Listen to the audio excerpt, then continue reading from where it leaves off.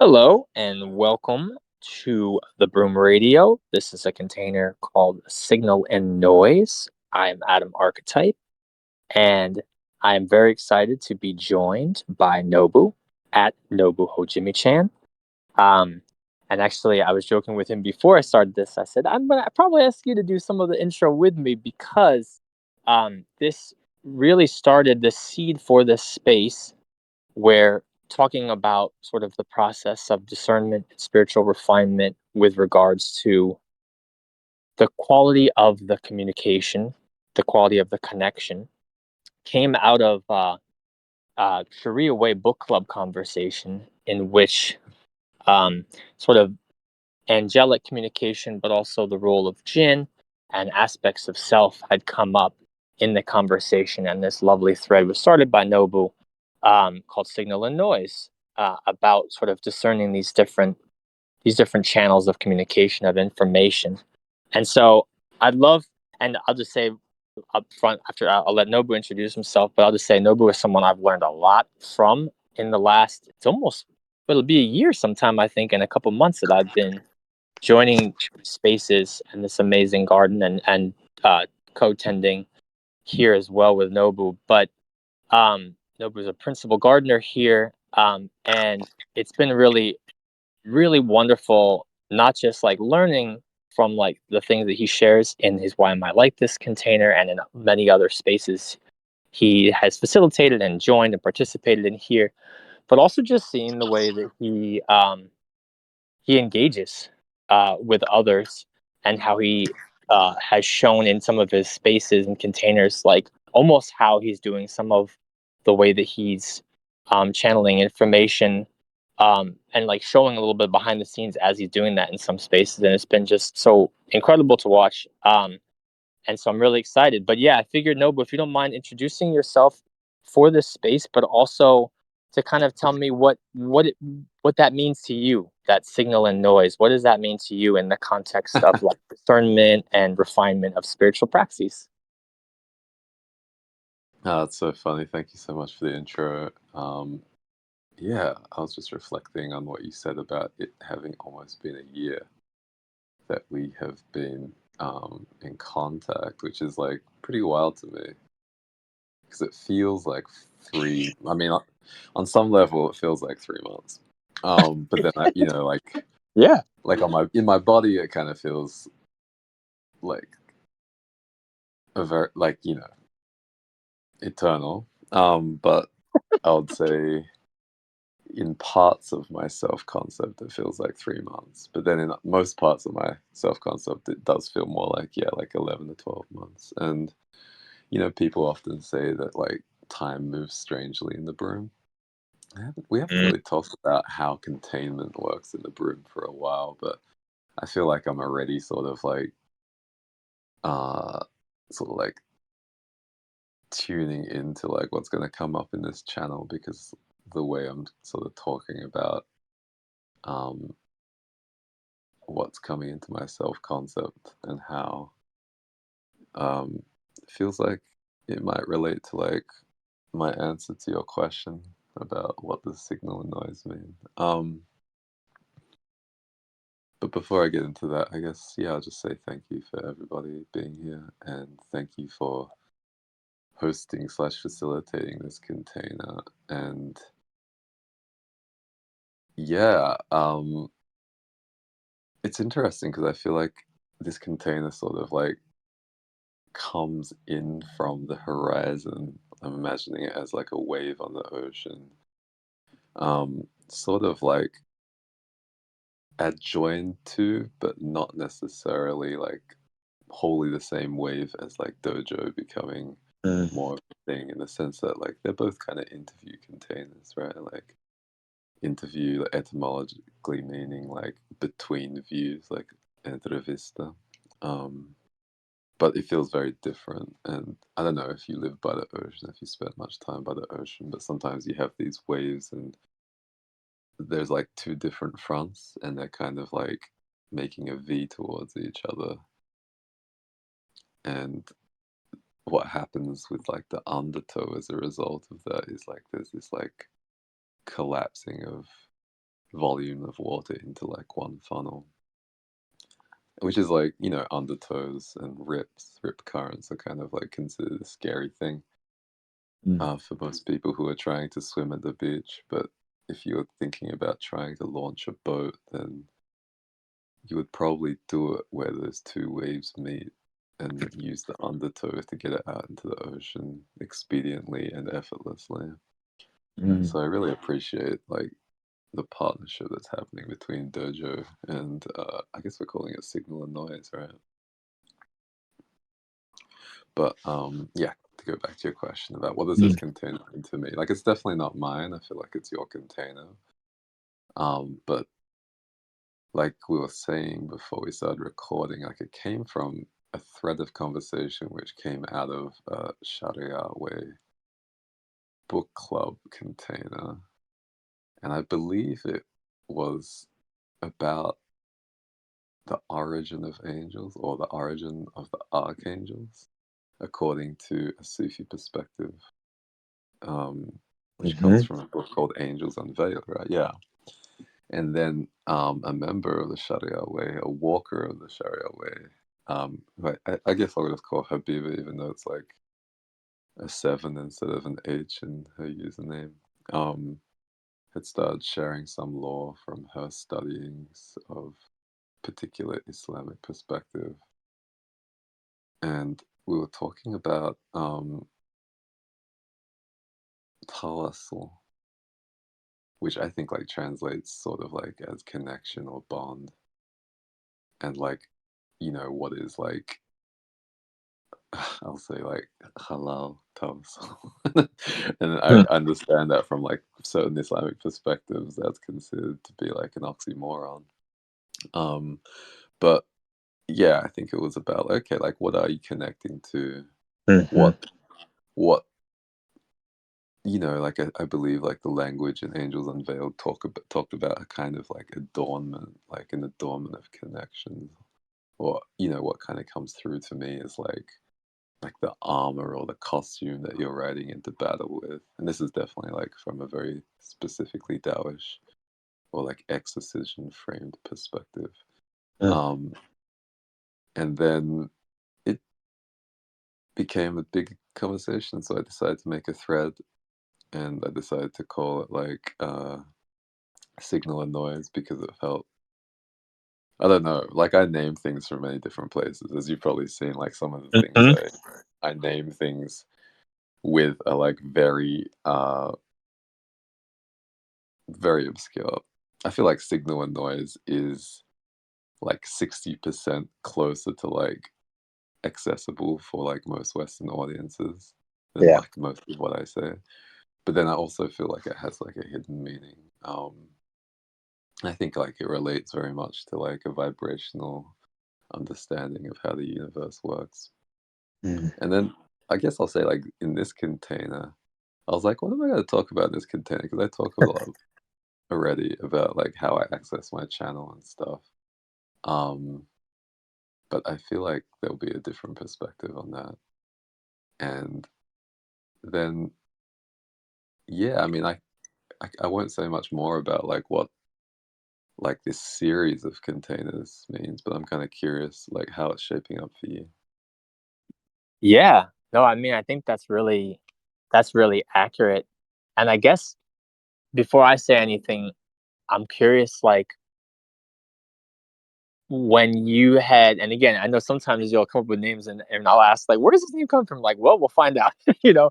Um, but I'm curious, like when you think of like things that might be classified as like a signal and things that might be classified as noise, what might be some things you'd group under kind of signal and things you might group under noise? Well, I studied mechanical engineering, and I was more or less like specialized in acoustic engineering. Mm. Um, and yeah, I'd say like systems engineering, right? So like in those contexts, like signal and noise, um, basically relate to like the state of your instrument setup and its relation to the system that you're attempting to, um, I'll say regulate. And, Mm. like in the canon of like mechanical engineering, acoustic engineering, they'll often say control. But I think, like all of these words have unsavory connotations. Mhm. Um, I will say that maybe less unsavory is that, like, for the most part, you're trying to regulate these systems so that they are stable. Mm. So, like, that doesn't mean like stagnant in those systems of meaning. Um, like if you're, I feel like we've probably all had that experience of like trying to work the air conditioning in your car, right? Like, um,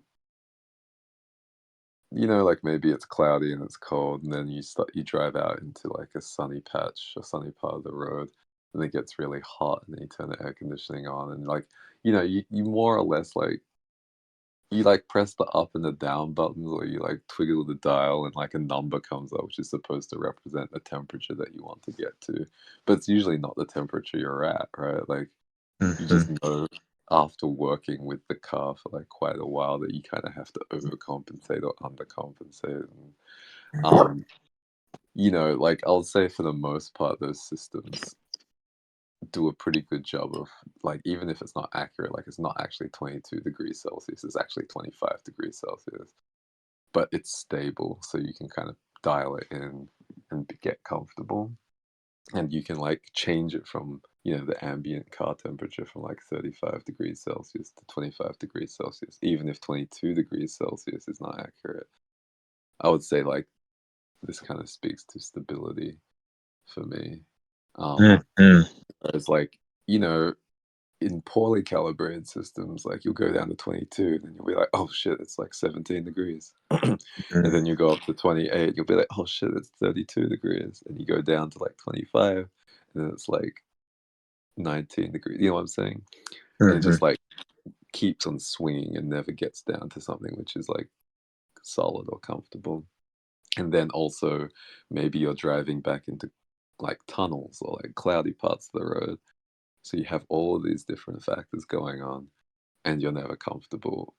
And in the nomenclature of like systems engineering, or what they call like feedback systems, they would say that, yeah, often they would call this quote hunting unquote, like Mm. the system is responding to the desired state in an unstable way, Mm. and you have to keep adjusting it, and then the adjustments are informed by instability, and Mm. that creates more instability.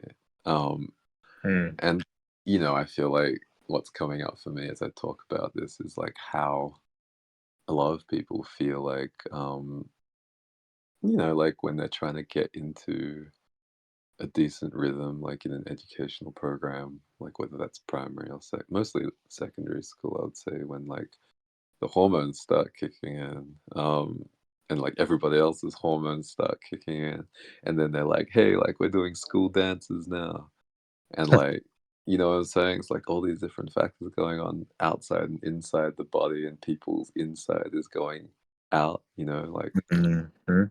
pun kind of intended. I don't even know if it's a pun, but like I'm referring to like a film called Inside Out and Inside Out 2, which we've been discussing in the Pot Film Forum recently.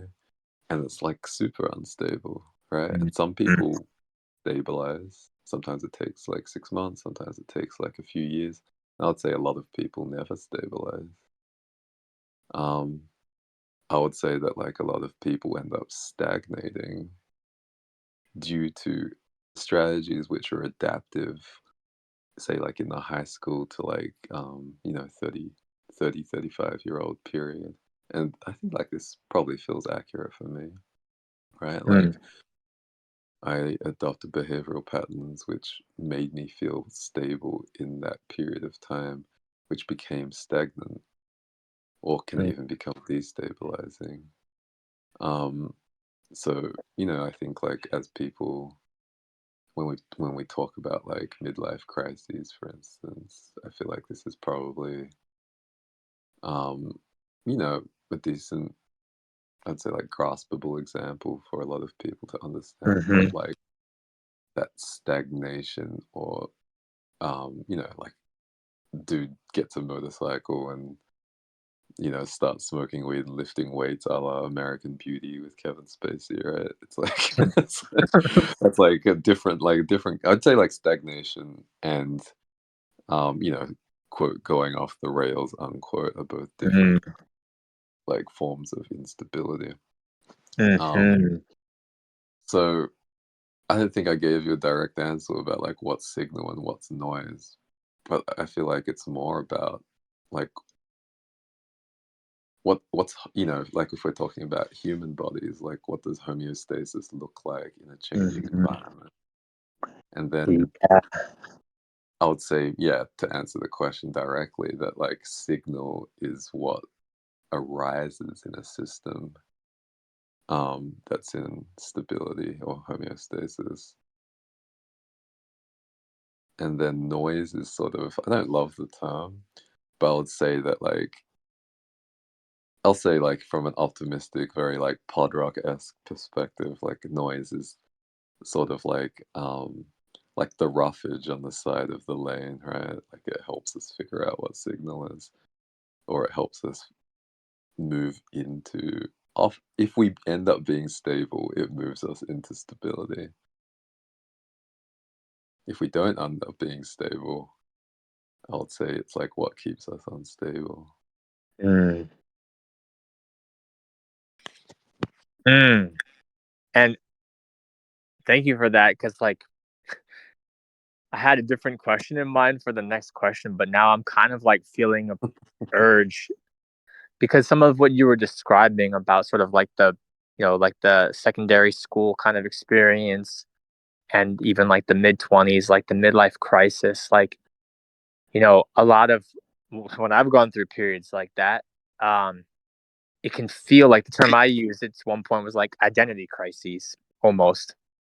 And I feel like that does feel really related to this idea of like maybe in that process of restabilizing or finding a new homeostasis or getting to homeostasis, there's some new information coming in that may or may not disrupt or destabilize that sense of stability that was there. And Mm, I don't know. I'm just curious if any of that is like resonating, or how you feel like identity might play into some of these factors that we're talking about. mm. I mean, like for me, it depends on the context, right? But I feel like Mhm. what I like to think of as identity is like literally like what makes you unique. Mm. Um, like it's what identifies you, right? So like, Mhm. like a universal resource locator or like a URL is an identifier, or like Mhm. driver's license number is like identifier. There's like universally unique identifiers which are used in like computer systems. And then like there's like kind of the common time understanding of what identity is, which is like it's kind of like that double-edged sword, right? It's like it helps to like locate you sort of for some people in like a pretty imprecise fashion. Mm. I would say that like it relates to like facets of how people might see you in Mm. ways that allow them to like group what their understanding of you with other people or facets of other people. But usually the way people say it is like, like I'm a person of color, or like I'm an Asian man, right? So like Asian is a categorical identifier, man's a categorical identifier. And then of course people talk about like intersectional identity. Um, so as it like relates to like homeostasis, I would say, and like stabilization and destabilization, I feel like, I mean, it can be stabilizing and destabilizing, right? Mhm. Um, like for some people, I think being diagnosed with say like autism, or being like on the autism spectrum, I think it's called. I think it can pretty I think it can anchor people, like it can give people like affirmations about like, okay, like this is why my experiences maybe felt different to other people. Yeah. Um, this is like a like a piano that I can cling to after the Titanic goes down, right? Um, um, but then I would also say, yeah, like most like strategies that are sometimes adaptive, they can become maladaptive. They can be Yeah. destructive. And that's like in the case where it starts off maybe being adaptive, right? And then I think like uh, you know, like it's helpful when say like when in high school I went to like junior school, let's say, and there was like one or two other Asian kids, and the other Asian kid was like really unlike me. So like we hang out like one or two times, but it was quite alienating.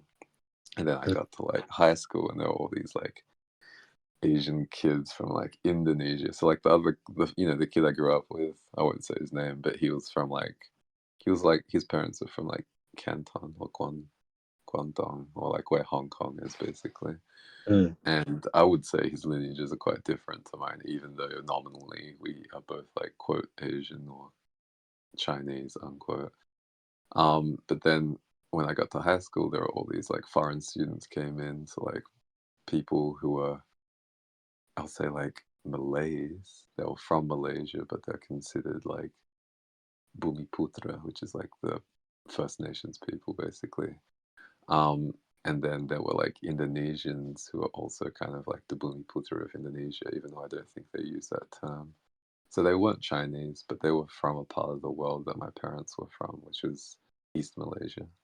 mm, Um, and they were more like me. And then I also met Koreans, or one Korean guy. And they saw me as Asian, so that was like stabilizing. mm, But then, like when other people saw me as Asian, it didn't it felt very destabilizing. mhm, Um, and then that was before secondary school. But I'd say I had friends who were Australian, and then once they made friends with people who saw me as Asian and also hated Asian people, it was very destabilizing. Like people stopped mm, hanging out with me because they decided that they would rather hang out with people who thought that um, you know Asian people are not worth hanging out with. Um, mm. so yeah, I wonder if that connects. I think there was something else you said as well that I kind of wanted to speak to, but I guess I'll just leave it there for now. Well, maybe it's this piece that I'm feeling kind of a pull to come back to a little bit is what you were talking about, kind of, and you talked about it in your personal experience, kind of that happened in your 30s. Hmm. This sort of shift.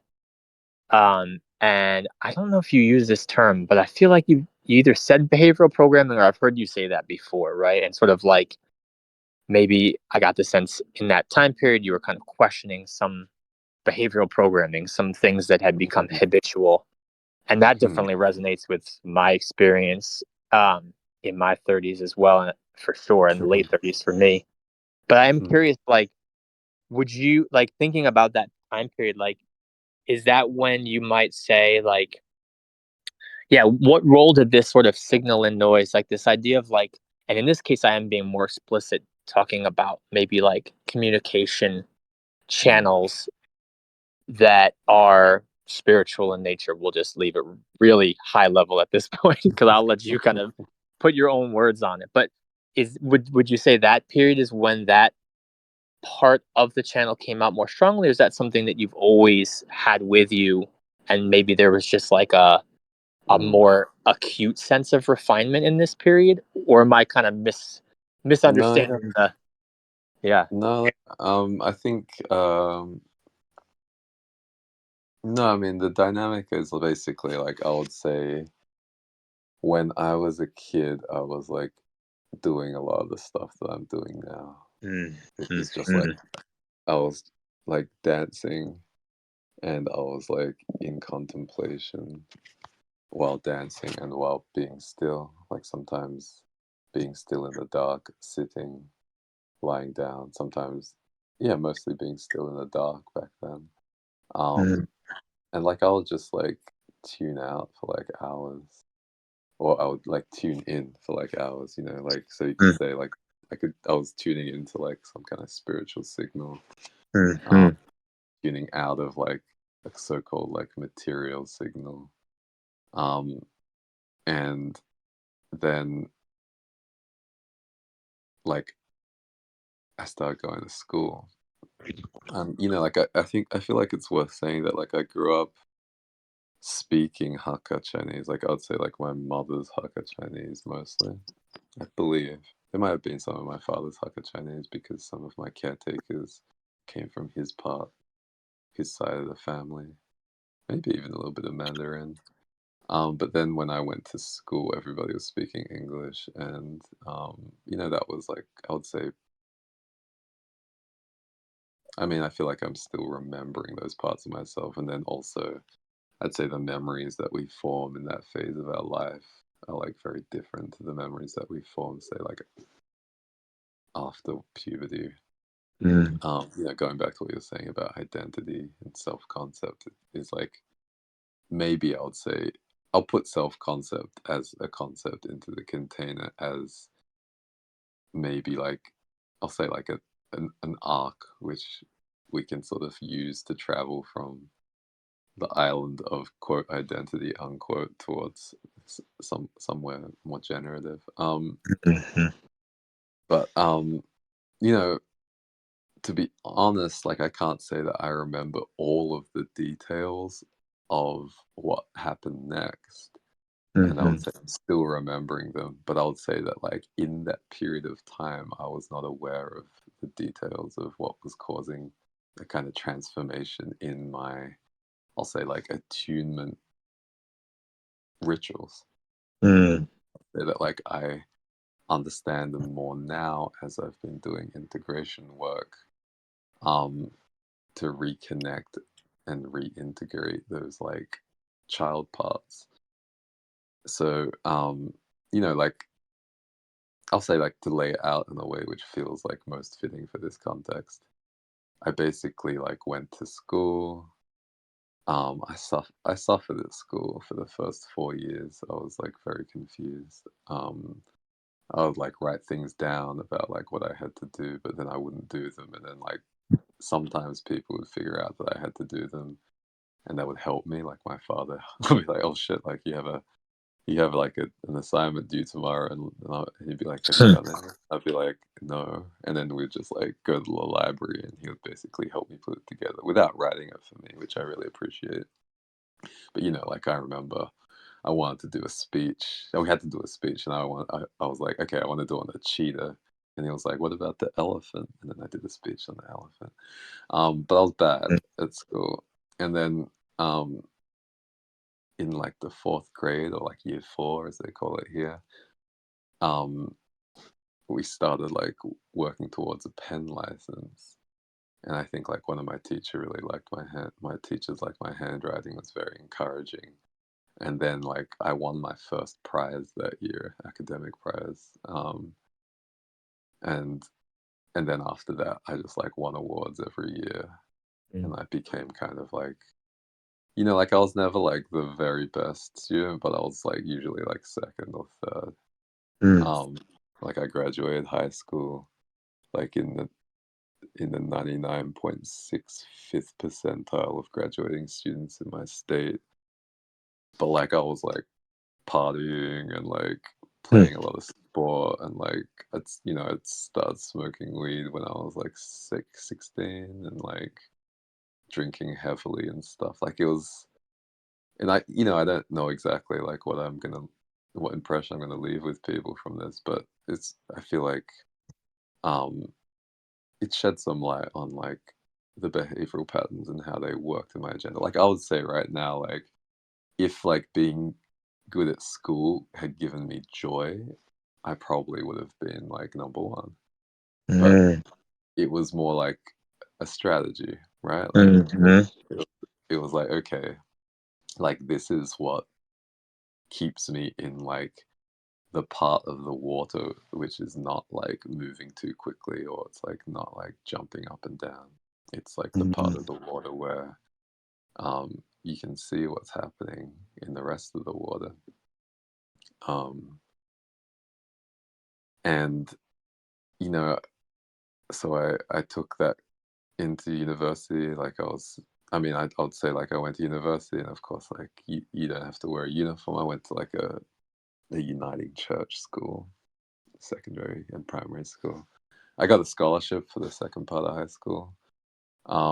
And then I went into university with really good grades, and I was like, okay, like in my family, it's like you do the thing that requires the highest grades to do. So mm, like my family is obviously like you're going to be a doctor or a dentist or a lawyer. And I chose mechanical engineering and commerce, like a dual degree, and people were like a little bit disappointed. mm, Like I could tell my parents were like, "Oh, like it's not going to be that cool to tell our friends what our kids doing." mm, And then yeah. like after the first year, I was like, commerce is like, I'd been doing accounting work and bookkeeping work and like cost accounting work, as well as like making coffee and fetching biscuits work for my mom, and she was an accountant. So like I didn't really feel like there was much for me to learn in commerce. I feel like the people were like more attractive in commerce than they were in like engineering. Parties are But better. like, like I'm also like pretty like demi and sapiosexual, right? So it's like just being physically attractive and like not being that intelligent is not very attractive after all. So I was like, okay, I've learned everything I can here. And then I was like, I'd started like studying like software engineering and commerce, and I was like, nah, like I'm gonna change to mechanical engineering and do computer science to cover the software engineering stuff, because like I live in a city where you have to drive, and like all the Asians had like these cars that they were like doing up, right? So I was like, okay, like this is also something that happened in universities. Like there were more Asians, and they were like drinking and like partying. And I was still kind of coming out of this like being one of the few Asian kids in high school thing. So I was like, Mm, oh shit, like this is like my people. And like, I had like Bruce Lee figurines in my car and shit. Um, it's cringe, right? But like at the time, and this is like maybe even you could say moving into a phase where like being identified by other people and then sort of like retreating into that identity yourself can feel stabilizing, but then be mm, destabilizing. mhm, Um, because like I'm not really that Asian either. Like I grew up in Australia. I grew up playing sport with a lot of Australians. I'm like a complete Anglophile. So um, yeah. So like go, basically in university, I mostly could do the same thing, like get really good grades while also like, I was working 6 nights a week. I moved out of home, saved up a lot of money, and then I got a job offer from Microsoft. And, like even at that point in my life, like I had considered like dropping my studies because of like social stuff. Like basically I got through a breakup. And I was like, okay, like, I think on some level I wanted to like go back to university and just like immerse myself in a new social scene. Because I'll say like another pattern that I'd kind of picked up as a coping strategy was just like romantic codependence. So like on some like very unconscious level, I'll say this is like noise, like in my current frame of view. I decided that like I needed to be like in a place where like I could like find like a suitable person to be romantically codependent with again, right? mm, But then I ended up like getting a job offer from Microsoft because I'd responded to like some like quiz questions in an email they sent to my faculty of computer science. And then like almost say like another coping strategy kicked in, right? Which is like on some level, like, yeah, like I decided that being really good at school kept me safe. And then Mm, like it was a way for me to get a lot of money, which would allow me to be independent of my family. Because like mm, my family's situation was chaotic and violent, I would say. Like verbally, physically, emotionally. Um and like that coping strategy sort of like won, and then like, you could also say that was like a form of noise.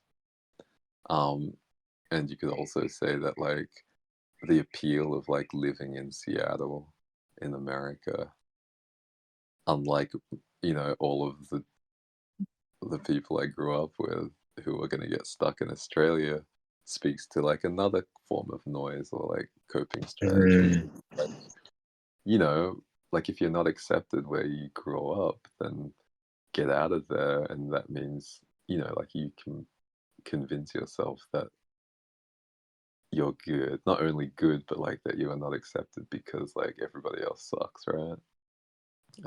And like I'm not saying this like I feel like I'm fairly clearly labeling these strategies as like copes or like mhm. noise. Um, so then I know I'm taking a long time, and I know All that good. I take a long time with these things. But I appreciate the container. It's very comfortable. It's like fluffy pillows everywhere. This is great.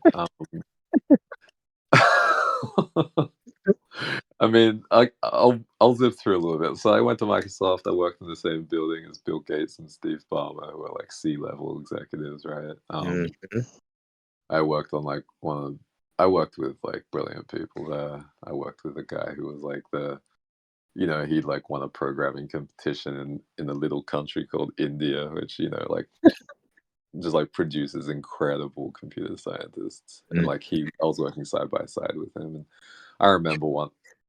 Maybe, like, I'll say this is, like, one of the first, like, little, like, interventions from spirit. Like, he was, like, an mm, Islamic Indian guy, so he grew up, like, Islamic in the Indian part no, sorry, the Hindu part of India. Which is funny because Hindu, it's like a regional it's like a regionalism, right? And I think this kinda speaks to, like, a lot of interesting discussions we have in the Broom around, like, what's culture and what's religion. But, you mm, could say he's an outsider.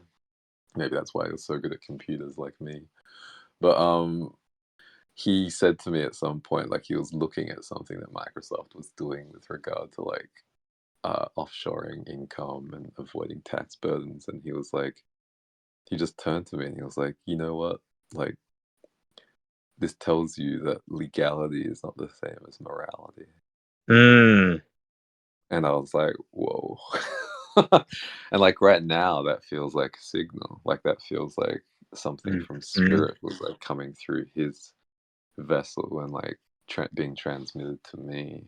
mm, Um, but, you know, I was at Microsoft for a while, still partying a lot and just, like, kinda scraping it in at work, but doing well enough to, like, get promoted and, like, get raises and stuff, and then, you know, um, I got I'll say, like, I'd always wanted to, like, move to New York because I grew up listening to hip hop, and mm, this also kind of feels like signal, right? Like, at some point, I was like, "I'm gonna leave this really safe place where I have a lot of friends from, like, many different cultures." Like, Microsoft has, like, a 50-50 hiring policy, so I think at the time, 50% of their workforce had to come from outside of the USA, which, Oh, wow. creates, like, a really multicultural environment. Also Yeah. creates a place where, like, a lot of people feel like they have to stay there, like me, because of, like, visa and, like, healthcare and stuff, which is the healthcare thing is normal for everybody, but, I chose to step off of that, and then, I was getting paid very well, saving a lot of money, but I felt like some kind of, like, urge to move to New York, and then I quit before I necessarily definitely had a job there. But then I got a job there pretty quickly, and it was a company called Etsy. Mhm, And yeah, I'd say like yeah, the same kind of patterns kind of continued, right? Like I was still able to do really well there. I think. I mean, like not really well by the standards I set for myself now, but really well for the standards that I was like being assessed by, and I was also partying even more. And like I think it's probably like fair to call out at this point that like partying was a form of noise and a coping strategy.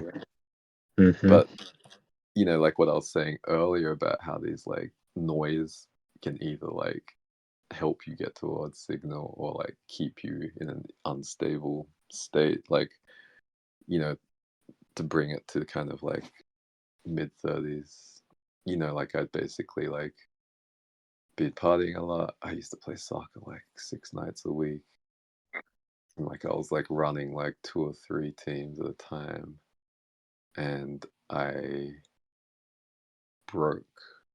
And I'd say that like the extent to which I was pushing all of these coping strategies meant that like my lack of like I would say like sole purpose gratification meant that I just kept on pushing more energy into these coping strategies. So I was like, okay, like Mm. which shows am I going to? Like which friends are we inviting over to dinner? Let's try and have like a bunch of people over at least once a week. You know, playing soccer, running teams, kicking ass at work.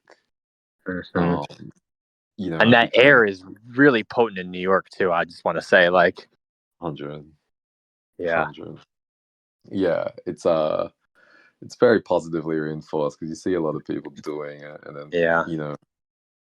um, and yeah, I think like I got really into like productivity design um, paradigms, which is like sort of like a meta coping strategy. It's like it's a coping strategy you use to like manage all your coping strategies.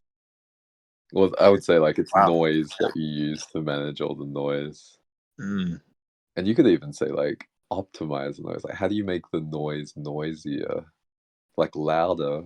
Like like compression comes to mind, right? Like have you ever Oh listened wow. to like music on like like headphones by from Beats by Dre?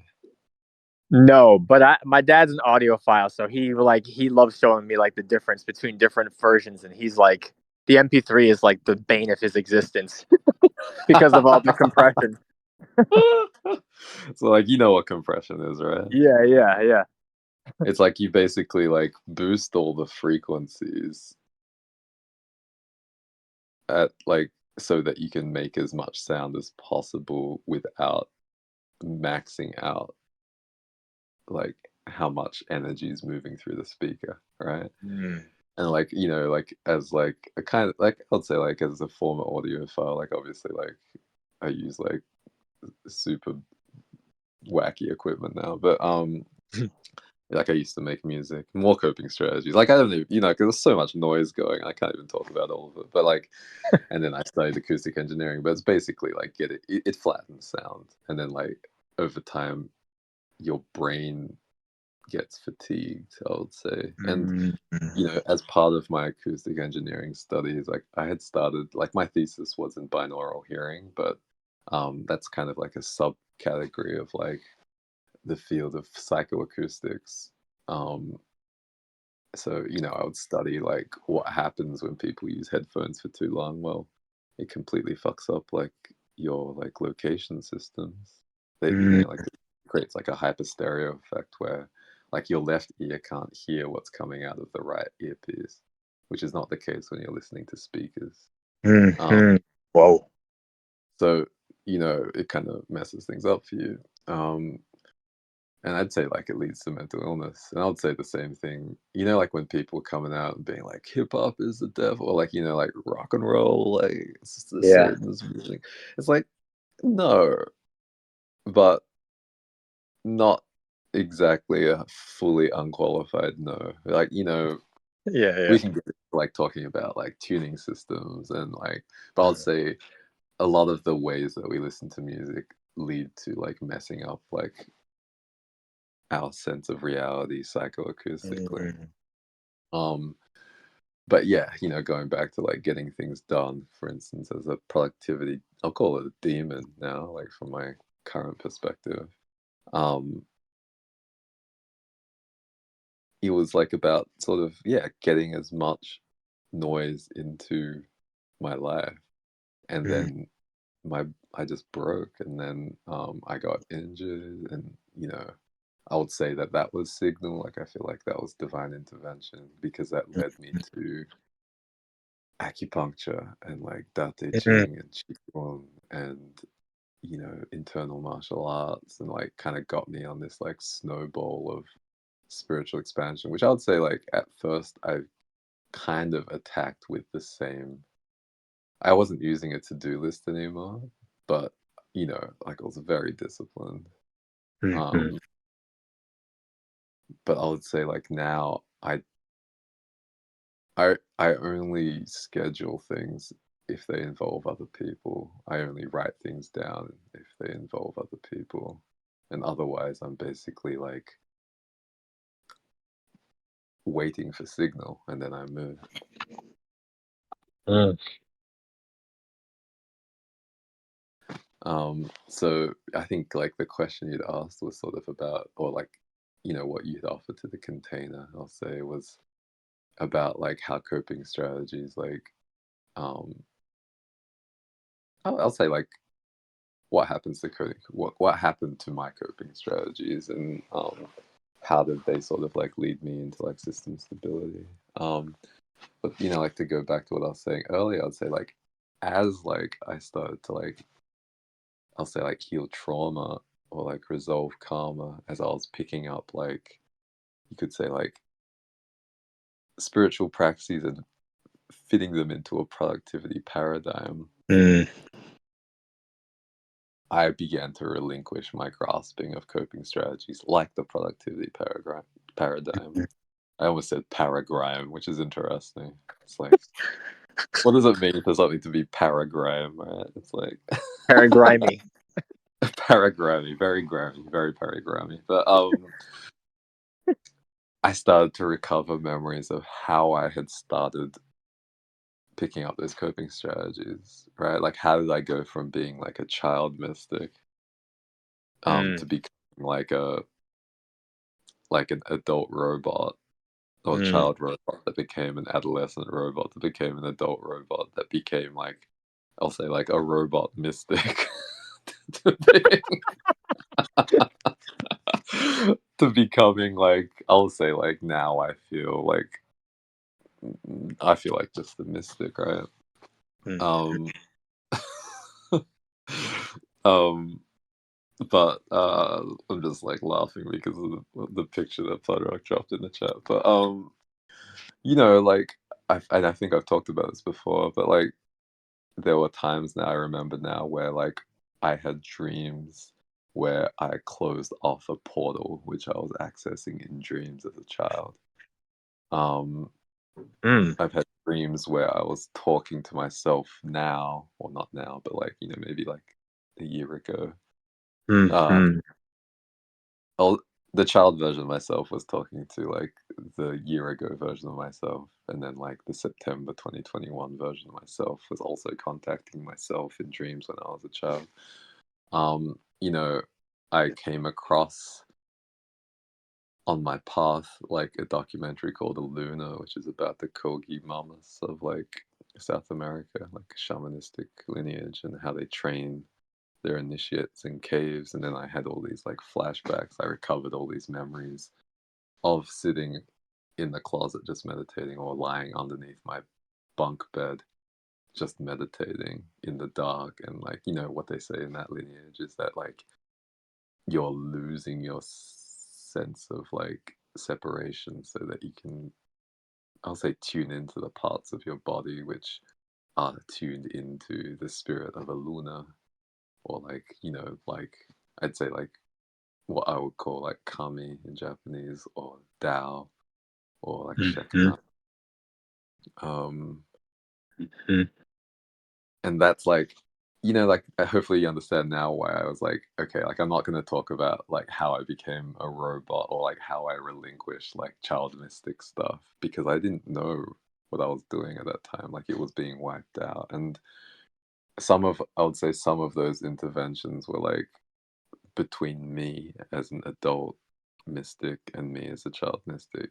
And then some of them were like due to like how I was treated as a child, either by like people in my immediate family or like the people I went to school with, and like the trauma and the conditioning which like crept into the like like in the Toltec teachings of Don Miguel Ruiz Jr. He talks about trauma and conditioning as yeah, two different dynamics of like self-concept formation. And I'd say that like you get traumatized and then conditioning sort of like reorganizes your memories in a Mm. particular way, which can be adaptive and or maladaptive based on the context. Um, and then I would say that like spiritual healing is what they call dismemberment in shamanic practices has a similar dynamic to trauma in that it's like cutting connections. But I would say that true dismemberment is cutting connections which create disorganization in one's subtle body. Mm. I would say traumatizing or like rupturing dynamics, like abuse, let's call it, cuts connections which are organized. Like it's like disorganizing your field. So I think dismemberments can be, you know, they can look traumatic to people, right? So, like, people have these Kundalini awakenings, and I would say, like, there's a lot of dismemberment happening there because the coping strategies that people have are being relinquished, like, really rapidly. And those coping strategies were like the piano after the Titanic, right? And then people can sort of become very destabilized. I would say, like, often that destabilization is necessary in some, like, cosmic way.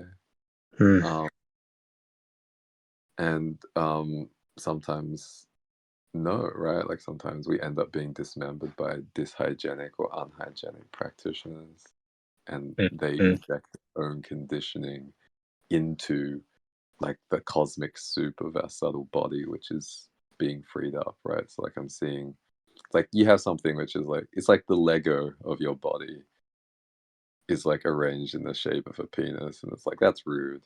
It's like you take apart the Lego pieces, and like I would say, like true spiritual healing is allowing the Lego to like form whatever pattern is aligned with like your like Mm. I'd say the contract between your sky ancestors and your earth ancestors. But then like if the Mm. person who's taking apart your Lego makes like a I don't know, like a 16th century building or something, and that's got nothing to do with your sky ancestors or your earth ancestors, then that can be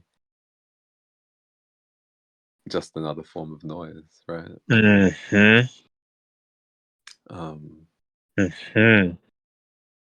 but I said a lot. How's this landing for you?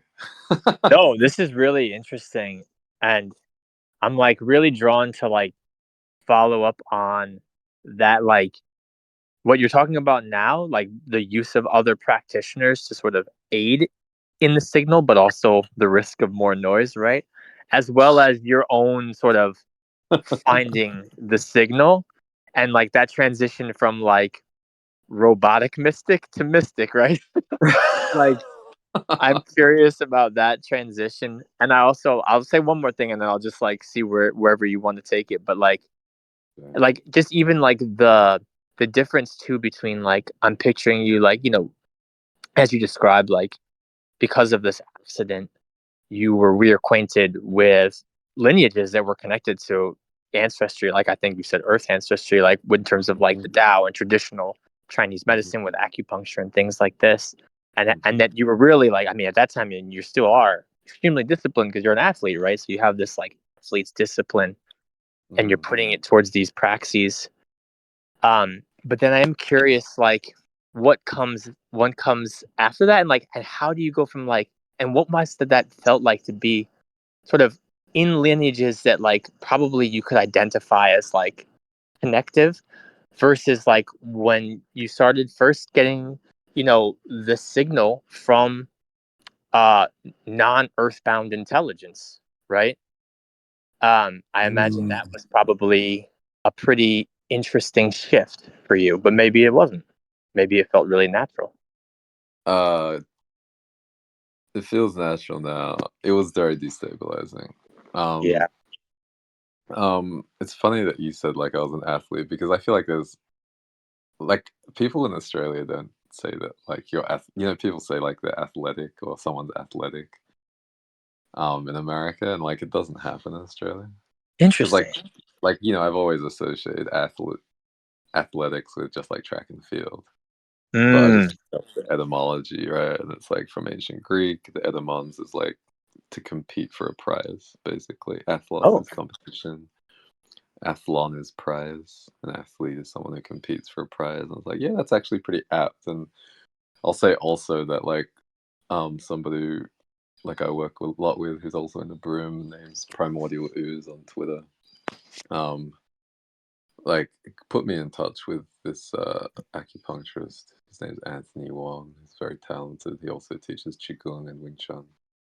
Um, but I was very lucky to be connected to those lineages and yeah to be connected to those practitioners of those lineages because I feel like it's fair to say that like you know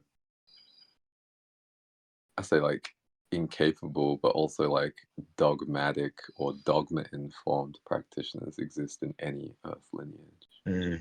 When I say Mm. Earth lineage, I say like a lineage which has like doctrine. Um, so, um, what was the transition like? I mean, it was rapid.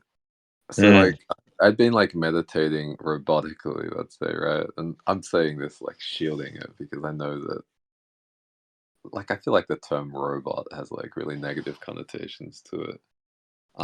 I released like an article on my in my lineage space, but it's also public on like I think like I call it on the default mode network, Mm. behavioral programming and NPCs. And like NPC has like a very like derogatory connotation um as well, but it's like I would say like what I'm talking about is programming, and I'm talking about the Mhm. default mode network and like behavioral patterns, which are like positively reinforced Mhm. and negatively reinforced. Like when I say like robo mystic, I was still programmed. Like I was like, okay, Mm. I'd been meditating. I started doing yoga when I was like 17. I remember like when I came home from like going out and being really hungover, I would like, I'd salute the sun like 150 times and then just like skull some like orange juice, but I was like meditating and then Mm. I was like using all these different apps and stuff. Um, and it's like, all these different things happen at once. But I would say like after knee surgery, before acupuncture, I in meditation, my body started doing really wild things. Um, like I remember like my neck jerking back and my throat opening like my mouth opening, my tongue kind of like pulling itself out of my mouth and like, you Mm. know, I remember like my third eye being like wedged open while meditating, having all these visions. And then I'd say like I incorporated those visions into like manifestation praxis that I was reading about. Right. Like, Mm. I at some point I was like put onto the writing of Joe Dispenza, and like, he was very much into like using spirituality to like optimize your life. Like he literally talks about in a book called Becoming Supernatural, he talks about like manifesting a new car or like a bigger house Mm. or like Mhm. a holiday. It's like I get it. Like people really like the Matrix hurts people, Mhm. and I'd say like that wounding makes that kind of programming like very very easily received, where it's like yeah like I didn't want a bigger car, but I did want like more like happiness in my relationship. Mhm. I wanted a bigger house because I had cats and I wanted them to be able to run around. Like I can't say it wasn't appealing. And Mhm. this is all like I'm hoping like the connections to like behavioral programming and default mode network are clear. But it's Yeah. like there was this kind of like I had wounds, all kinds of wounds. Um, the the strategies that I had sort of like that had crept into those wounds had broken me again, so I had more wounds. And then like what was creeping into those wounds was the stuff that I was able to perceive through my perception of reality based on the existing programming which had not been dismembered, right? Which is Mm. that like you'll be happier if you have a good relationship. Um, and that's controversial. I'll just leave that there. I'm going to say that that's mostly a program. It doesn't mean that's not true, right? Like something we talk Mhm. about in the room, something I talk with a lot of my clients, and yeah, is that like just because something tells you something and it turns out to be true doesn't mean it's not a program. It doesn't mean it doesn't take up space. Doesn't mean it might not become maladaptive if you continue attaching to it. But so like that was kind of like the initial sort of like entry into spiritual practice. I was like doing qigong every day. At some point I learned about like Bonde tribe mythology, which I would say like we're dismembering and remembering as the lineage of the Walkers of Blue Stone in a lineage space in the broom called the clock, which relates to,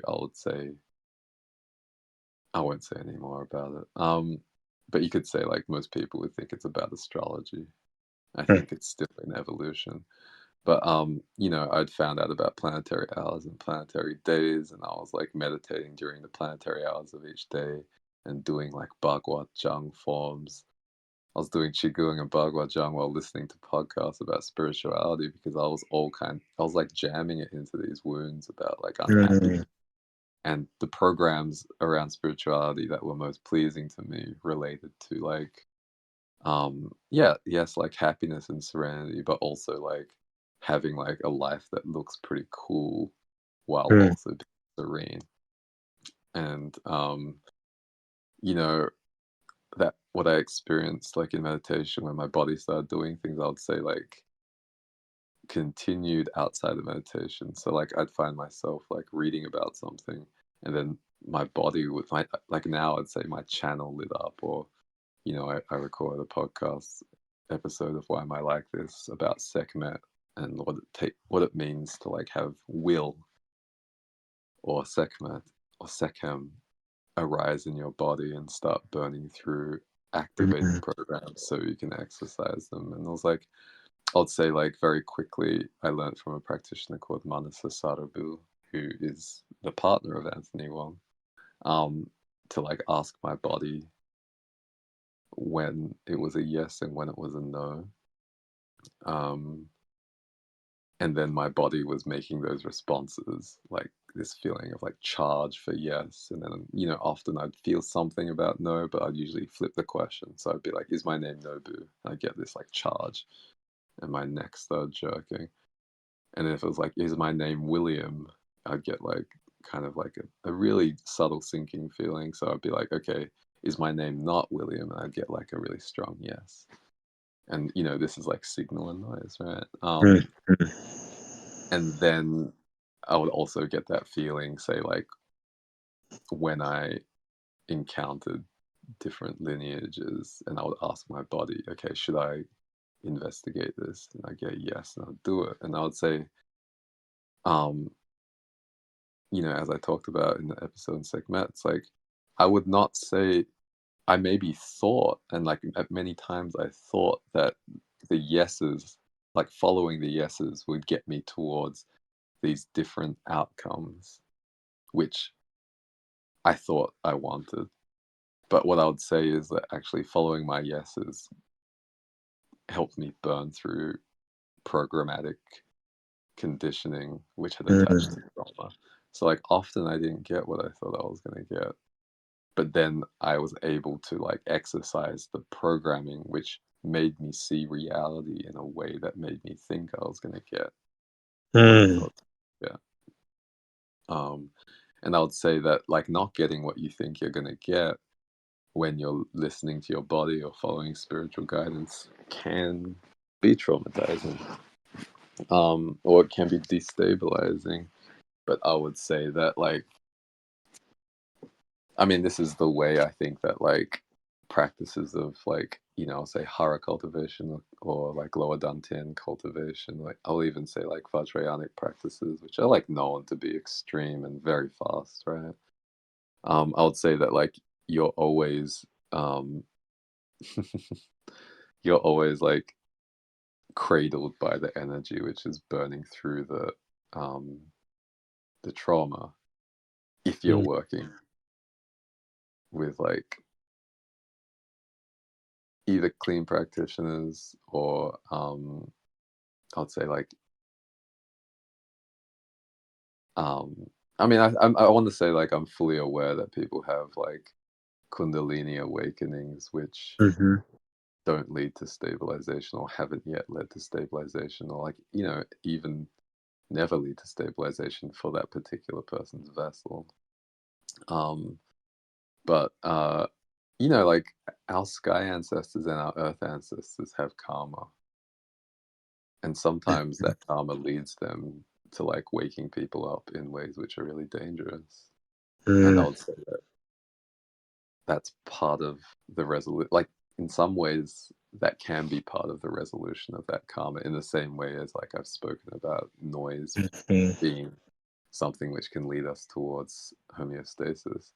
But I would say that like it's a team. Like something I often say is like spirituality is a team sport. Like Yeah. I record an episode of a podcast with Jeremiah Glazer. Um, it's called As Woo As You Want. Um, and I think his partner's name's Celine on that podcast.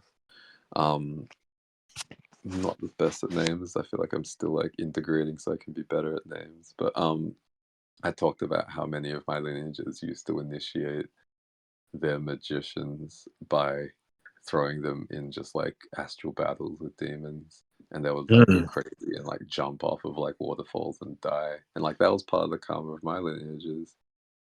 And Oof. I'm really grateful to the practitioners who like helped me integrate in ways that prevented that.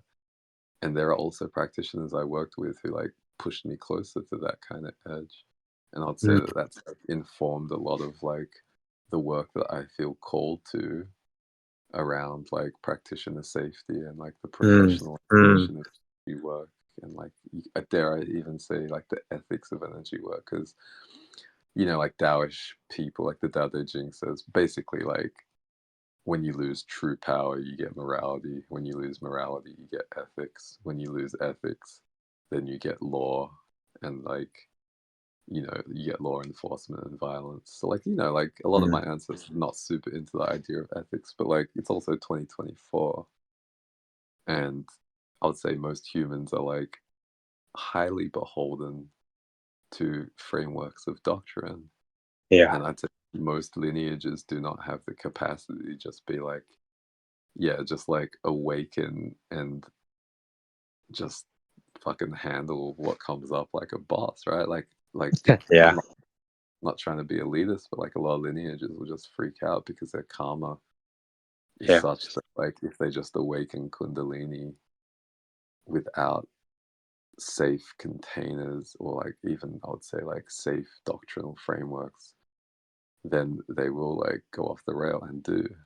And I think this is why some practitioners, and I think this is mostly true, like nothing's ever completely true, but it's like initiating in lineages which are like either very very close to or like precisely the same lineages that your earth ancestors have history in is helpful, because the likelihood that you're not going to be prepared for what gets awoken is lower.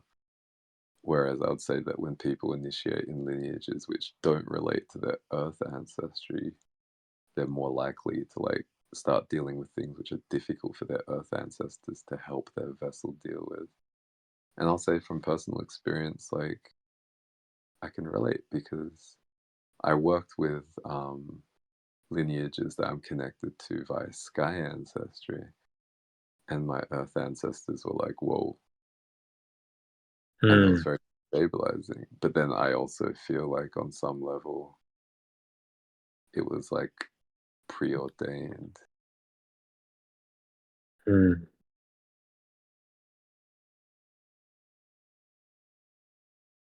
I guess like something that's coming up for me, and like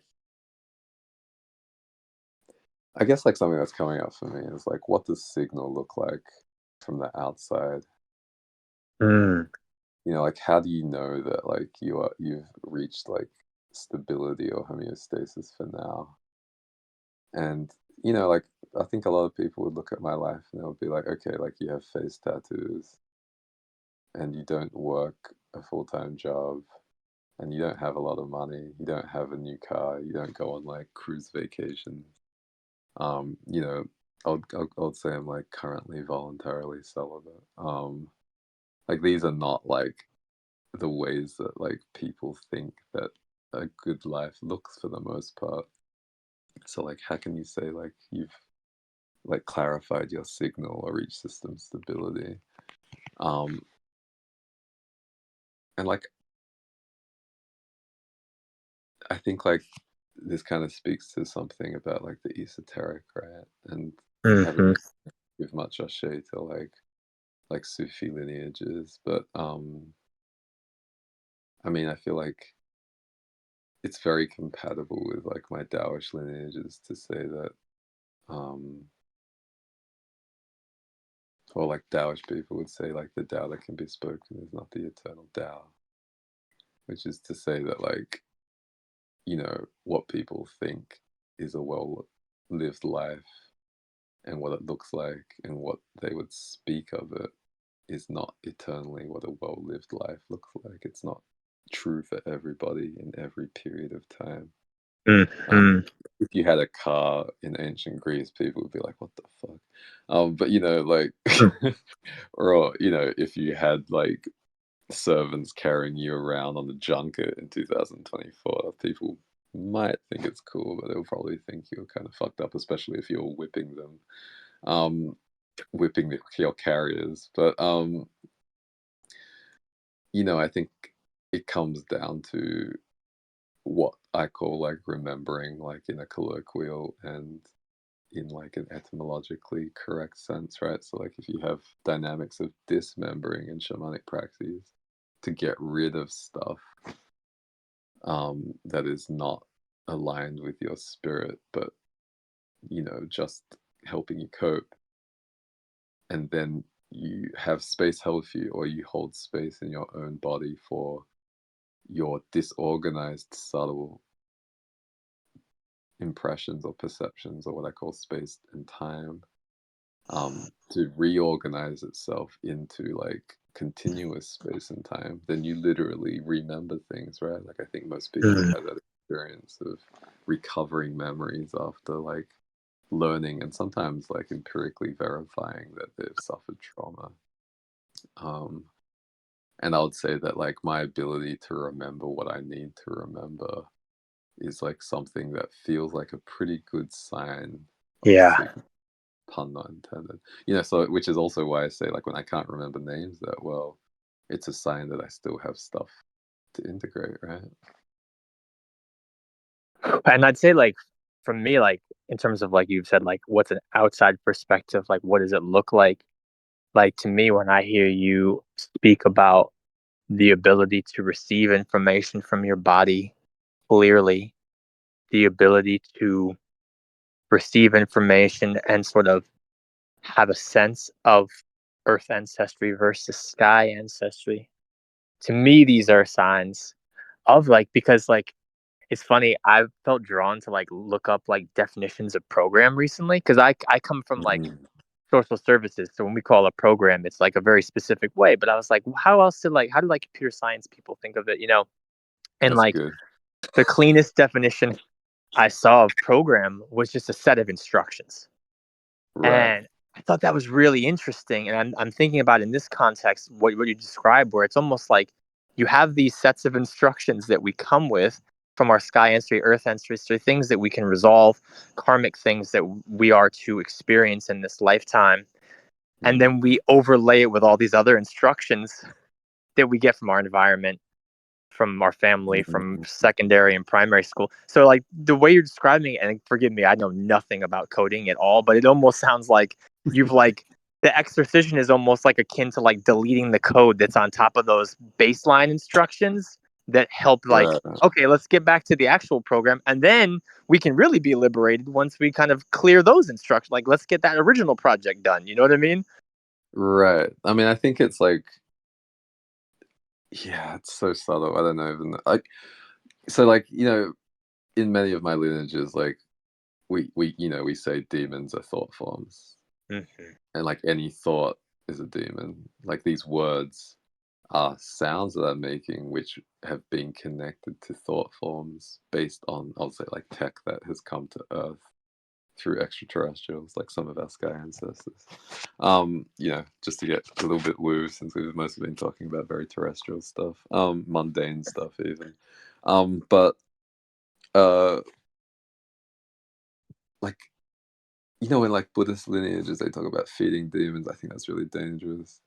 In some lineages they talk about like um yeah, just like treating demons in a way which I think is like generally unsafe. But I'd say like my lineages would, in this context, I'll say like taming demons is like, and like it doesn't have to be like like what a lot of people probably think about like we're gonna make a bear dance in a circus. Like I think that's generally not like a symbiotic relationship between humans and bears. But like I'd say like house cats and humans enjoy a fairly symbiotic relationship.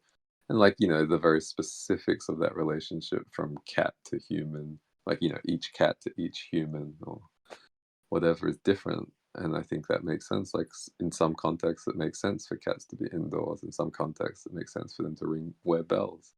Some contexts, it makes sense for them to be castrated, shielding. And then in some cases it doesn't, right? But yeah, like I guess like those are all forms that's kind of what I mean by taming. Like domestication also has like really negative thought forms attached to it. But it's like how do we get into symbiotic relationships Mm.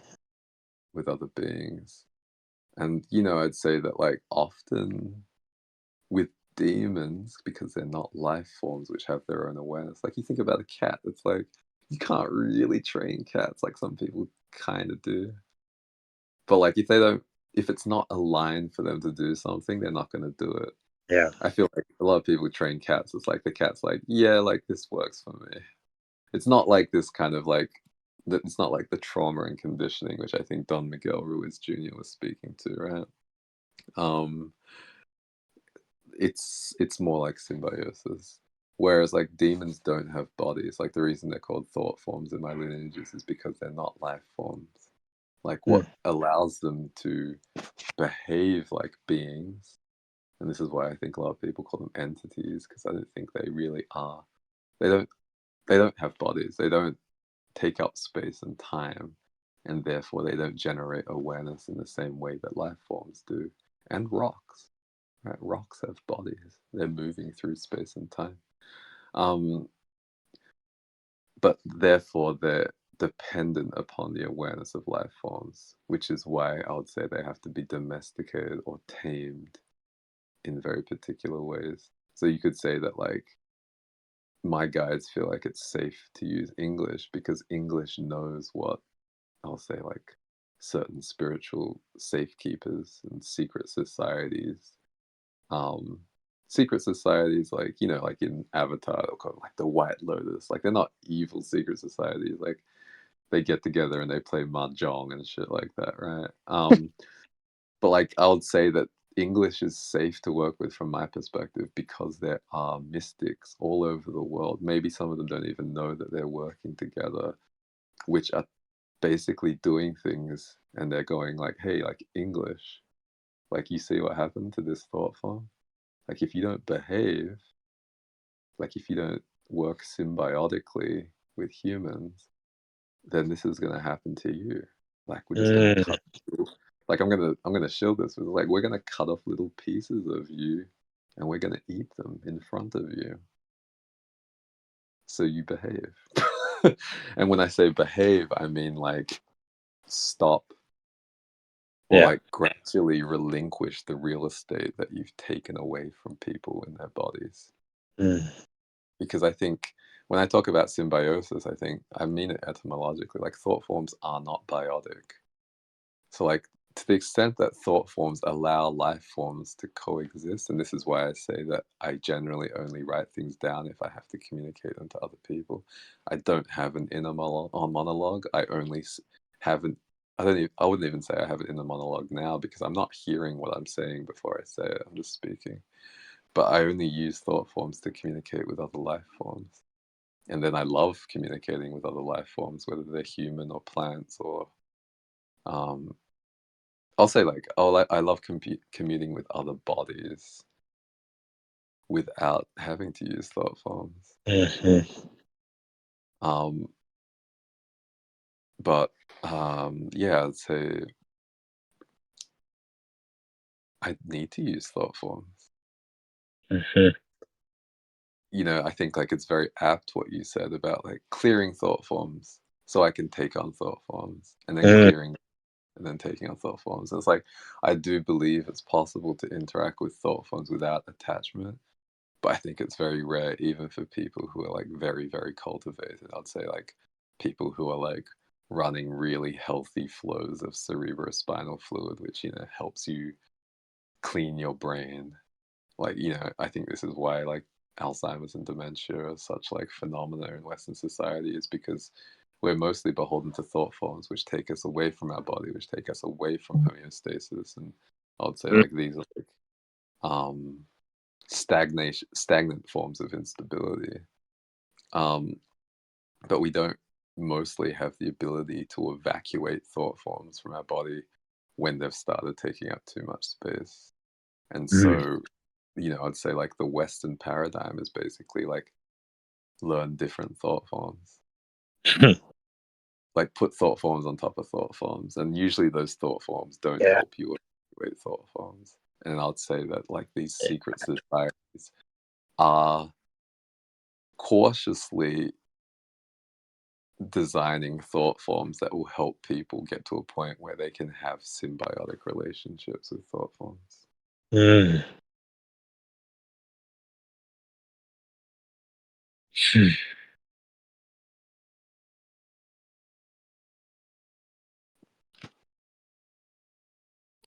Well, I'm just sitting with all that. Um, yeah, and I guess I'm kind of like feeling into the time too and feeling about like what feels like the things that want to be said before we close out. And like, I guess it's just so interesting listening to like, as always, like, there's always so much nuance, right? And like just like a program, like if we use like the term set of instructions, like you said, Mm, a lot of people, and I'll put myself in this group, like they get into this journey and they want to, like you said, like look for other thought forms to like introduce into their psyche. And for me, that has been a helpful practice sometimes, but that's it's good. also a lot of noise too, right? It's like, okay, let's let these ideas dance and see what like who's like on the dance floor, who's parking on the dance floor, like who's messing up the dance, who's Are spiking there too the many punch. dicks?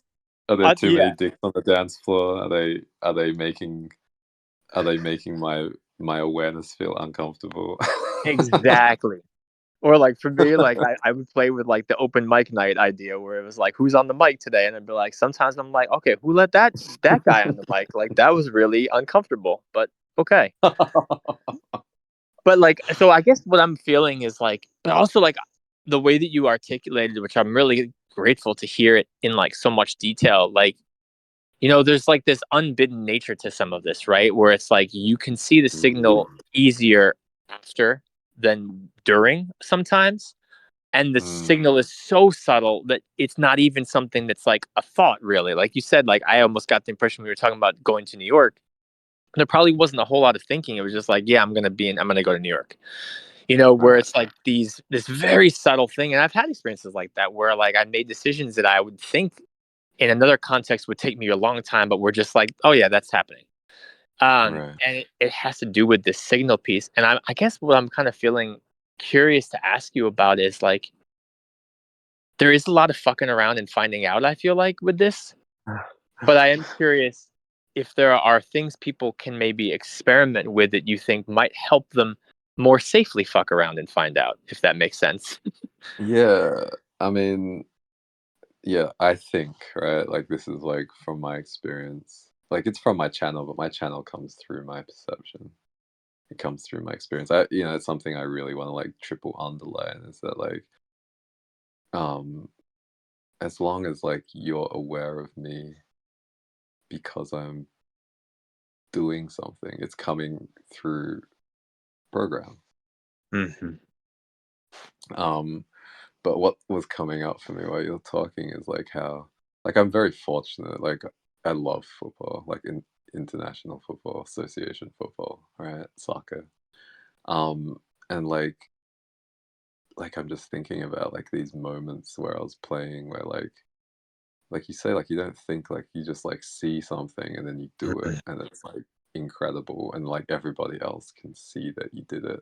Hmm. Um and like maybe it's not like increasingly this stuff will be like at amateur levels will be captured on camera. Like I think everybody's gonna have a little drone and stuff, but a lot of this stuff isn't captured. But like there were like 50 people watching me do some of these things, and then like the next week they're like, "Oh man, like you're Yeah. that guy who did that thing last week," and it's like like I'm not only talking about this because I want y'all to know I'm like good at soccer, right? But but I guess like what I would say is that like having like moving, because like moving is not the only way that your body does stuff, um, without thinking. Like no one's going like, okay, like come on heartbeat, come on heartbeat, come on heartbeat, Mhm. like most of the time. I'll say like when I was a kid, I did go through stages when I was like very traumatized where I felt like I had to like manually control my breathing, otherwise I would stop. But I would say like now, and this is the first time I've had this recollection, but like or like this remembering is like now I would say that like I was being initiated into an understanding of like my autonomic. I think it might be. I would say like systems in my body which are autonomic. Um, right, and I think this links to like you see like Crouching Tiger, Hidden Dragon, and at the end of the film, like the guy in the dress, the guy who's played by Chow Yun Fat is like, I'm going to slow down my breathing to give you Mhm. the most time to go and fetch the remedy from the poison from Jade Tiger. Like I think like it relates to those kinds of practices. But like yeah, like Mhm. you're playing soccer and like your body figures something out and you do it and it's Mhm. amazing. Um, Mhm. like your body breathes without you thinking about it. And there's all kinds of little things that like your body's doing which we're not aware of, but I would say that Mhm. we can become more aware of them by having some kind of movement practice. And like, they're not all good, they're not all bad, but I think like moving is better than nothing. And I would say moving Mhm. intuitively is better than moving programmatically. And I would say if you have to move programmatically, but those programs are activating um, channels which will help you wake up movement intelligence, which is non-programmatic, right? Like Qigong, Bakwachang, like the lineage I call Spa in the 000 space where we talk about Qi cultivation, then you can see your body doing awesome things without Mhm. self-concept getting involved. And then I would also say that a lot of people have programs around doing these awesome things in public or in front of other people, but you can also dissolve those programs so that you can show what you're doing to other people. And I'm doing this thing right now, which I've told you all about, where like I say things which are likely to like awaken demons so that what I can feel in people's awareness comes up in my awareness and I can like offer exorcism. Um, but then other people can verify and positively reinforce the behavior that you're doing, which led to you, I would say, like deepening in the intelligence of your body. And like that's going to cause programming, but it's still better programming than the programming, which is like, okay, like you need to sit in front of a computer or your phone and like harvest likes. and develop parasocial relationships online. Um, but I'd say like yeah, for me like the intelligence of the body Mhm, is like so much vaster than the intelligence of the head.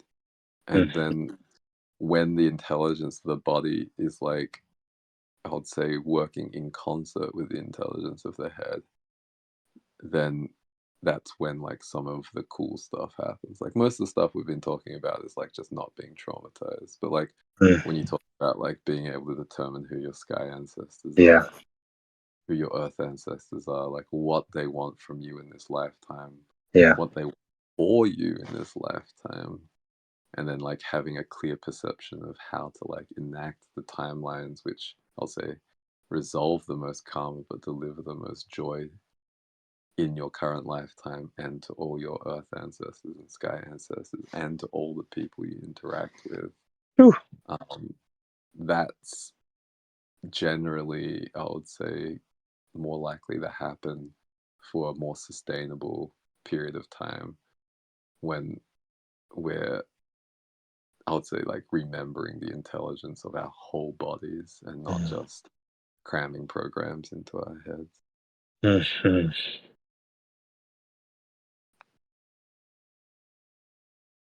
Phew. I really appreciate that, and, like, I'm feeling very, like, greedy.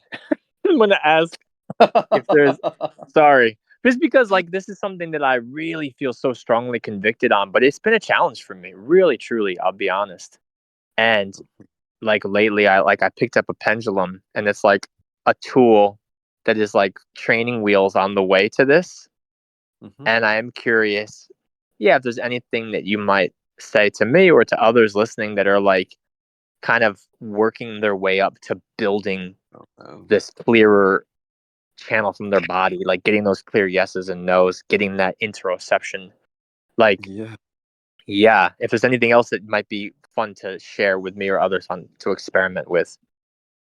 I mean, I'll just like summarize. Like, so Hmm. Lexi's saying my offering is that Lexi says my offering is that people can check their body before they fuck around and find out. And Yeah, like, I think it's hard for yeah, people to check it. I think pendulums are easy because like you're kind of like externalizing what's happening in your body a little bit. But like, there's also muscle testing, which comes from like yeah. circular modes of which are similar, I would say. And like a little, Hmm. it's kind of like a bridge. Like it's like you're externalizing because it's just like your fingers and your thumbs, but it's not Hmm. like for a lot of people, like going into the place where I would say key comes from, let's say, or like going into the heart to access sky ancestry, going into the lower dantian to access earth ancestry is really traumatic for people, which is why they Mm. send programs.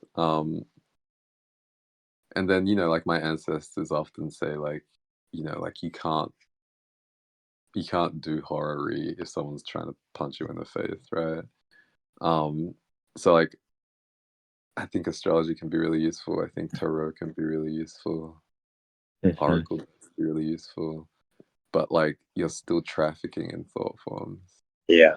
Um, so I definitely feel like moving Hmm. and learning how to work with things that are closer to your body, but not like destabilizing, like, like be gentle with yourselves, but then Hmm. also to work in ways with which get you closer to your body, which again is like, it's like the mother, like it's a source of our connection to source. Like we can't Yeah. connect. This is why AI is they need like human excrement in the form of words and pictures and sounds in order to like survive because they're not otherwise connected to source like we are Yeah. through our bodies, through our eyes, through our ears, through the mechanoreceptors, through the nociceptors, through like the proprioceptors in our body and many other different like apparatus. Like we are connected to source in every moment if Mm. we are connected to our bodies, and then to work across periods of time. So like sport's great because like you get like in the 90-minute game of soccer, you probably like you do this thing where you listen to your body and then you move probably like zillions of times. And that like if Mm. you're playing Mm. I was gonna say like if you're playing a card game or a board game, but like my guides are like funny like this. Like they're saying like if you're like using tarot or oracle decks or like natal charts, like card games and board games, like maybe you get like 10 or 11 cycles of Mm, listening to your body. And like most of what you're listening to in your body is your head because the head's part of your body. mhm. So like I would say like the extent to which those praxis actually help us like access the intelligence of our body is like minimal. But I definitely feel like a pendulum is closer and it's much more comfortable. And you can work with the crystal consciousness of the pendulum if you use some people use wooden or stone pendulums. Yeah. But what's your pendulum It's made made of of? Aventine. Abentine. Yeah.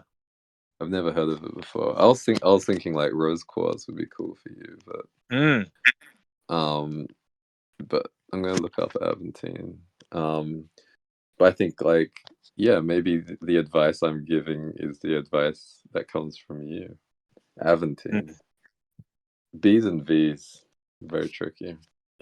Um, but yeah, like maybe the advice that I'm gonna repeat is the advice that comes from you. Just like ask your body if a Mhm. pendulum, right? Actually, that's And a great then, idea. Although I'm almost worried that the pendulum is like a little bit biased. Just kidding. well, it has its own consciousness, Yeah. right? And then also like I said, like your body is not unbiased. Like your ancestors are not unbiased. Yes. And I mispronounced it, by the way. I'll put they're definitely not unbiased. Yeah, I was kind of like I was struggling with it in the shop. I just really wanted to grab one, but I do feel like yeah, there's some more work to be done there. So I appreciate that. Yeah, I was saying Aventurine. it wrong. Yeah, I was saying it wrong.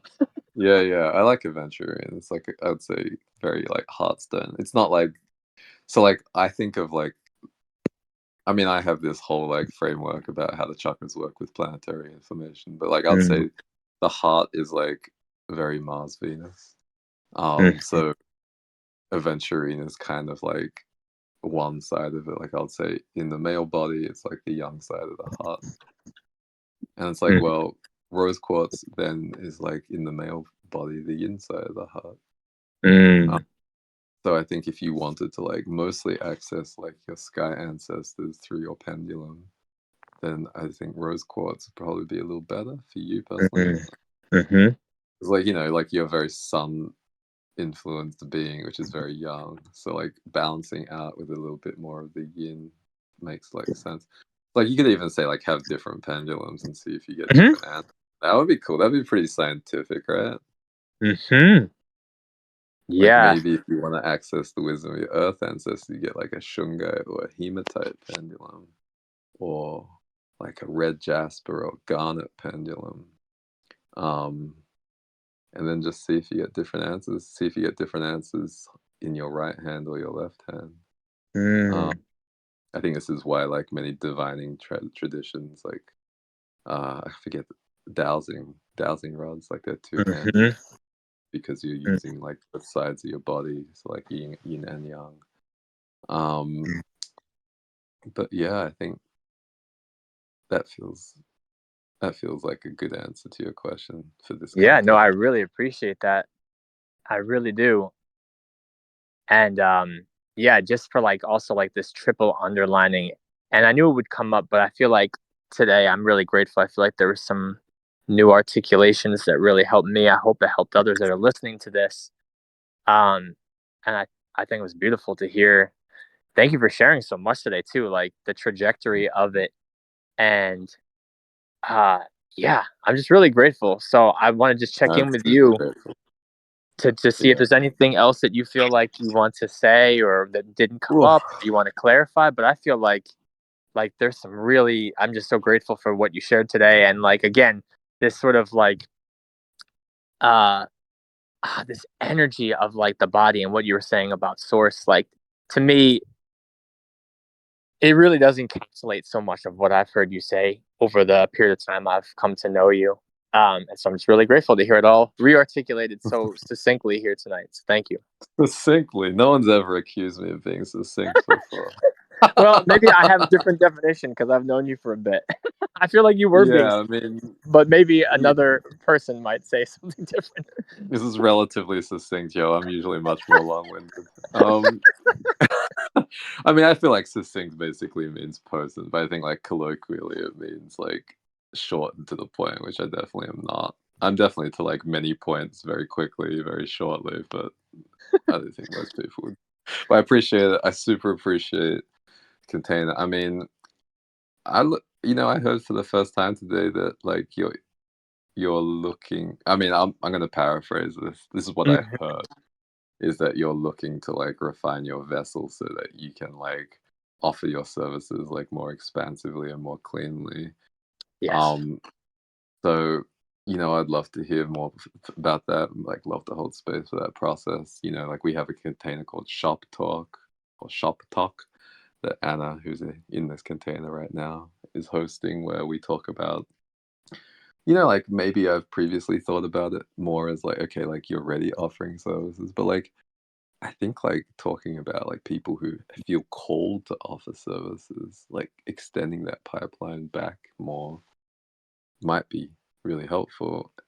And this is all to say that like if you have a place, if you were offering services now and felt called to hold space for donations to support your work, then I would be encouraging you to like say that. But I don't think you're the right. Like I don't think you're in that place yet. But I feel like I'd like to see you get to that place. I think the way you've held space in this container and prepared this container, I'd say like your agility when it comes to like scripture and being able to like make people like me legible, um, is exceptional. It's like a skill set that I can be like really healing, and it can like shed a lot of light on healing praxis for people who are like a little bit more, um yeah, like they work with like thought forms in a certain way, which makes a lot of people who I think are like really strong healers like really hard to like understand for them. So I Mm, think that like bridging that gap feels really beautiful as an offering, and being able to sustain that offering however you do it also feels, um I'd say, like, just. mm, Um, but yeah, thank you for the people who are here. Thank you to the Broom for like hosting this container, and mm, mm. um, yeah, I'll let you outro, I guess. I mean, no, I appreciate what you say, and like, yeah, I also find it interesting for like my case, and I wonder if there's anyone else listening or in the room who's also like just interested in bringing these kinds of practices more into like their own work that might not be classified as like spiritual practitioner work necessarily. Mm, Because like I do a lot of like career counseling and coaching for folks that are experiencing poverty, and like mm, I feel like in the past a lot of my clients do identify as Christian and speak really like that's their lineage. And so there's been many times when scripture has come to me in these sessions in ways that has been very beneficial for the other person. And mm, there's a desire to see how, but there's also a lot of trauma from these religions too. And so like there's a lot mm, that are really tough navigating grounds. And I have some clients that have also expressed difficulty integrating spiritual awakenings that are happening to them amidst their poverty. And wow. so yeah, for me, the signal and noise, like the reason why I wanted to do this and to bring more people in and to give lots of time for people like yourself to share their experiences is because, like, even if we're not necessarily in a like spiritual practitioner mode, I think many of us that are in helping professions, whether that's teachers or nurses or hospice workers, Mm, there's a lot that this sort of signal can do to support our own karmic releasing, but also like to really help other people that are in really difficult positions. They can be 100%. happening maybe just as part of our like 9 to 5 jobs sometimes even. 100%. If Because, all interactions, I would say, are like an opportunity to like heal or traumatize, mm, right? Like, mm, for me, mm, like, extent to which you make someone feel understood is healing, and the extent to mm, which you make them feel misunderstood, like, people call gaslighting, it's yeah, traumatizing. yeah. So I completely agree, and like, I kind of echo the statements of like some people who say like, like we're not looking for like a messiah, we're not looking for like the Imam Mahdi, in my personal opinion. Like, we're looking for like 2 billion people to improve Mm, this. Like, they don't have to go into the desert and fast.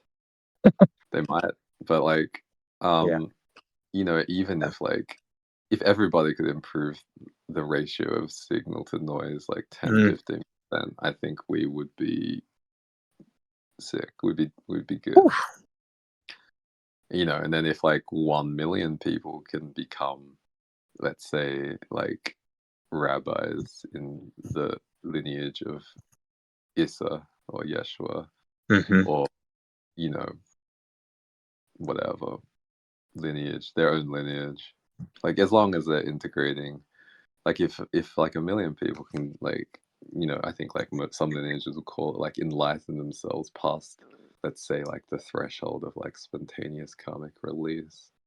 I think mm, that would very much, I would say, like, cultivate the improvement in signal for like the rest of the population to a point where like we would be on a virtuous, we'll be in a virtuous spiral or an upward spiral versus a mm, downward spiral. mm, And I honestly think it'll probably take us, we're like, the momentum shifting, but we're still downward spiraling, mhm, um for now. And